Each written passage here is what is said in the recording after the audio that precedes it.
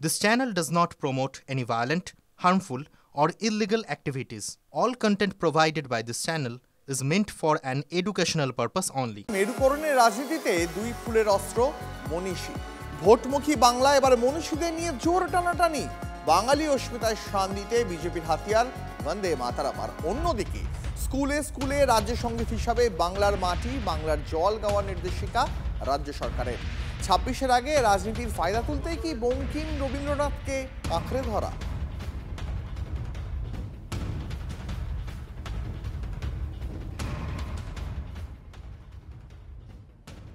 কে মূর্খগুলো করছে এটা?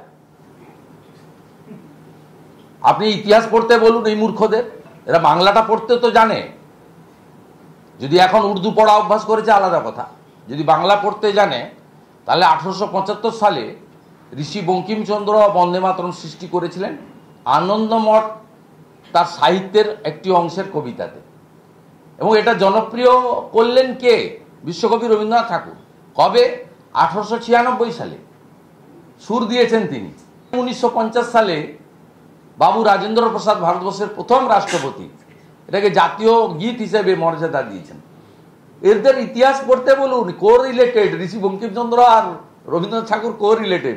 1875-এর কবিতাকে সুরে তিনি বদল করেন 1896-তে। মূর্খগুলো লাল চুল কানে দুল, হাতে দুটো করে আইফোন, 2.5 লাখ টাকা করে দাম, পায়ে একটা লোটোর জুতো 26,000।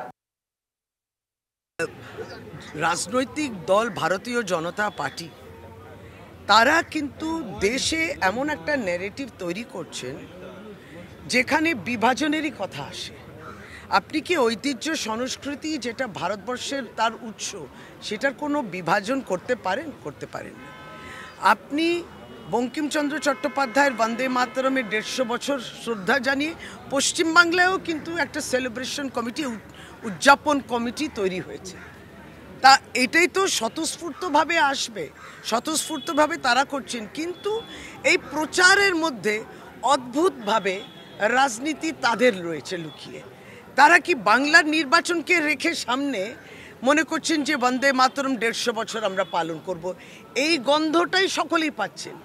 নাহলে এই সময় কবিগুরু রবীন্দ্রনাথ ঠাকুর আর সে আমার জাতীয় সঙ্গীতকে অপমান করবেন কেন? এই প্রকৃত সমস্যা থেকে নজর ঘুরিয়ে আপনি এবার ব্যস্ত হয়ে যান ধর্ম নিয়ে, ভাষা নিয়ে, জাতি নিয়ে। এবার আপনি দেশের মনীষীদের মধ্যেও তাদেরকে একটা তর্কের মুখে ফেলে দিচ্ছেন, অত্যন্ত অন্যায়। ভোটমুখী বাংলায় বন্দে মাতরমের সার্ধ শতবর্ষে তুঙ্গের রাজনীতি। ব্রাত্য বসুকে কমিউনিস্ট বলে তোপ শুভেন্দু অধিকারী। ব্রাত্য বসু কমিউনিস্ট, কোনোদিনও বন্দে মাতরমকে স্বীকৃতি দেয়নি। ওনার মানসিকতা চীনের আক্রমণে বিরোধী দল নেতা।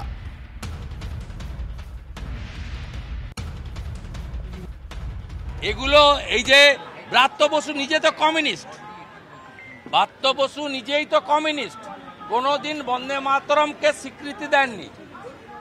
জাতীয় সঙ্গীতও কতবার গেয়েছেন, একবার তো সকলের সামনে জাতীয় সঙ্গীত ভুল গেয়েছিলেন, আপনারাই দেখিয়েছেন। একবার বলেছিলেন না ওই কে আন্দোলনে, বাদ তো তুমি গাও তো, ধরো তো, তারপরে তো অবস্থাটা কি হয়েছিল আপনারা দেখেছেন।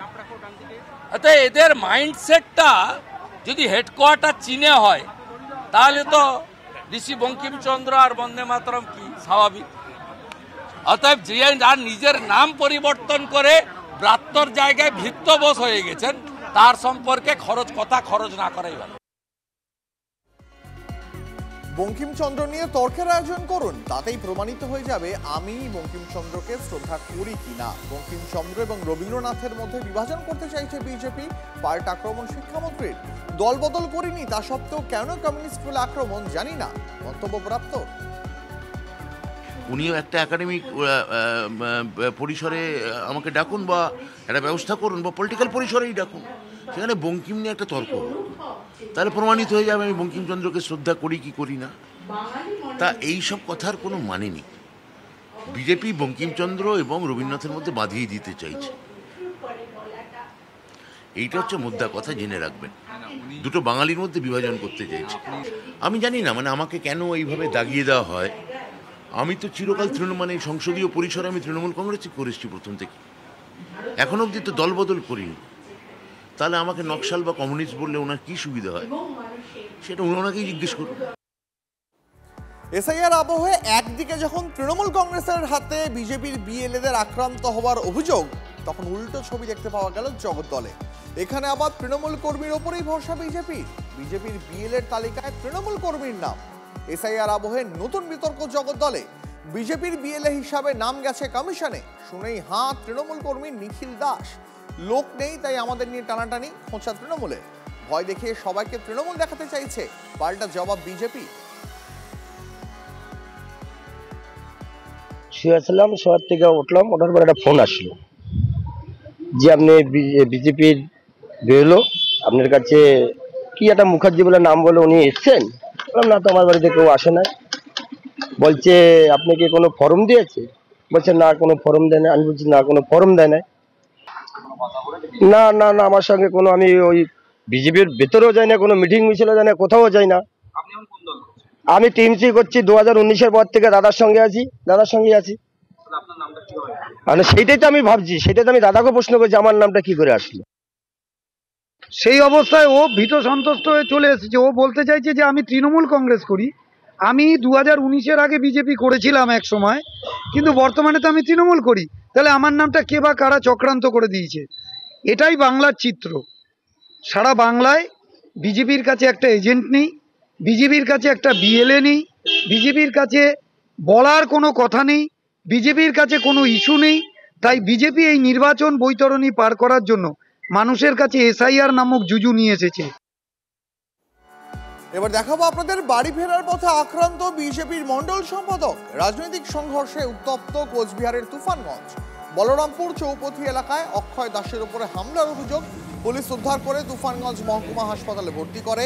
আক্রান্ত বিজেপির মন্ডল সম্পাদক এই মুহূর্তে হাসপাতালে ভর্তি।